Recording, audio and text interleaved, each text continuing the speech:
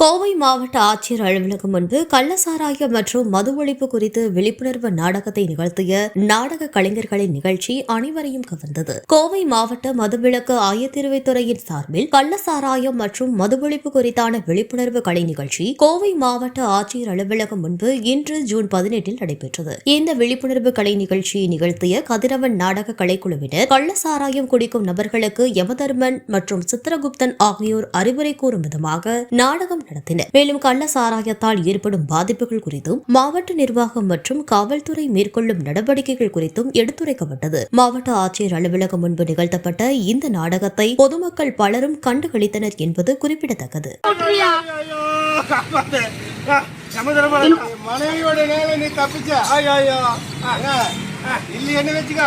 மனைவி பாசம் உன்னை கட்டுப்படுத்துது. உன்னை பிடிச்சிட்டு உன்னையே தான் இழுக்கிறான். ஐயோ என்னால தப்பு ரொம்ப இருக்குது சாமி, மன்னிச்சுக்கோங்க. ஏன் இழுத்தான்னு தெரியுமா? தெரிஞ்சு போச்சுங்க. எதனால? கள்ளச்சாராயத்தை குடிச்சதுனாலங்க. கள்ளச்சாராயத்தை குடிச்சதுனாலயா? ஆமாங்க.